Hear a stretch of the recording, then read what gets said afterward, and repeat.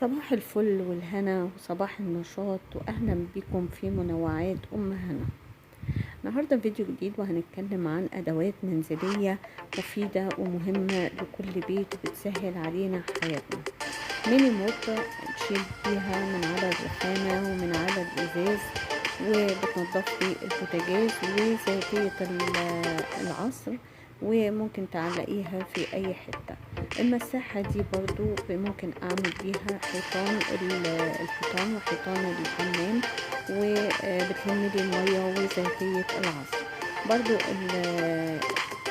الزعافة دي حلوة جدا، بتشيل لي التراب وبتشيل او ممكن امسح بيها خزائن المطبخ. دي برضو بتشيل التراب لو عندي جبسن بورد ومش عارفة اوصله بتوصل لها، او بتنظف لي الاماكن العالية والتكييفات. الفرشة دي جميلة جدا، بتسهل عليا وما بتوجعش الايد خالص، بتشحن وبتسهل عليا شغل البيت. ممكن انضف بيها اي حاجة. البوتاجاز فيها سفنجة طرية عشان البوتاجاز، وليها مكان عشان تتعلق فيه. ممكن اغسل بيها شباشب، اغسل بيها البلاط. حلوة جدا وعملية. والحوض برضو، الحوض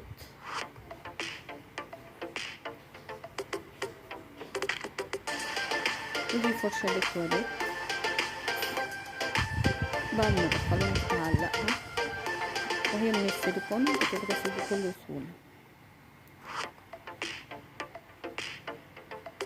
فرش البلاط من الحاجات المهمة جدا في الحمام، وبتنضف لي الحمام في الزوايا كمان، بتدخل في الزوايا وبتنضف الألوميتات، وبتتعلق كمان في الحمام. الفرشة دي بتنضف لي المراوح، وبتنضف لي أي حاجة مش عارفة اوصلها.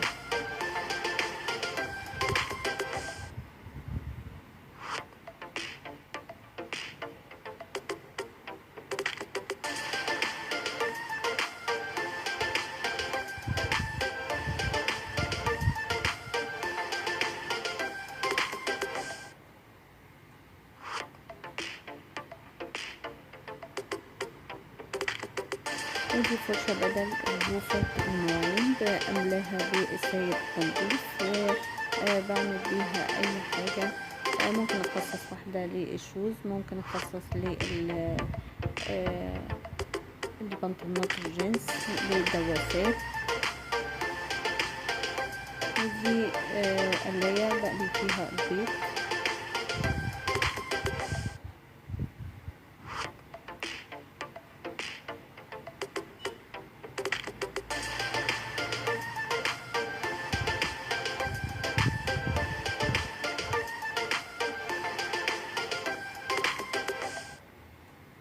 لازم احط غطيان للكهرباء عشان الاولاد، وعشان لما اجي امسح ما يجيش عليها ميه.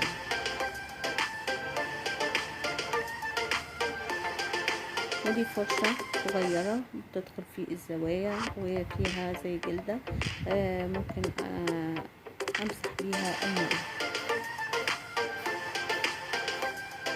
ودي عن تجربة شخصية، هي صغيرة بس بتدخل في الأماكن اللي المساحة الكبيرة ما بتدخلش فيها، وفيها جلدة بتنشف المية بكل سهولة، وبتتحرك في جميع الاتجاهات. حلوة جدا وعن تجربة.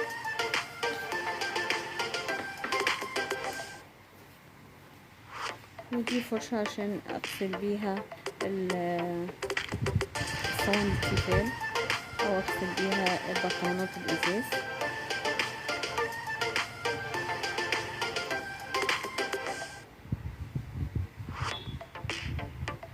ودي زي ما انتوا شايفين بدل اللوفة بيبقى ليها القاعدة بتاعتها، يدوبك بس بزق كده وانضف بيها، سهلة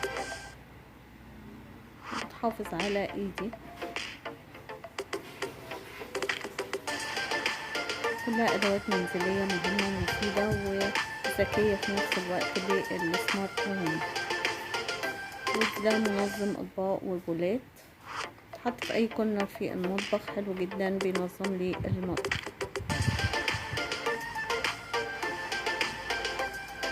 ودي موب زيتية العصر على شكل نجمة،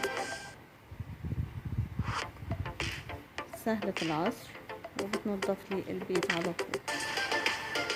ودي بتوصل للأماكن اللي أنا مبقدرش أوصلها، بدل ما أقف على كرسي أو حاجة، لا هي إيدها طويلة وبتجيب لي الأماكن العالية، وممكن أطبقها وأحطها في أي حتة.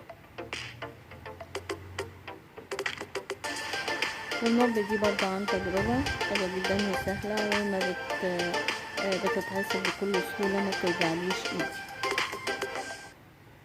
حلوة للناس كبار في السن.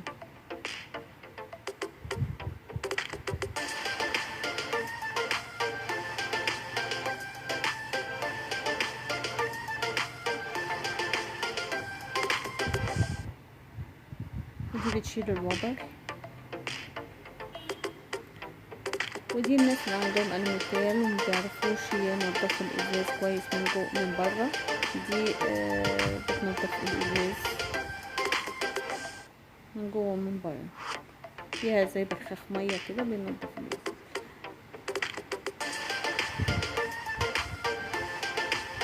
ودي مكنسة الروبوت اللي الواحد نفسه يجيبها. لو عجبكم الفيديو متنسوش تعملولي لايك واشتراك وكومنت.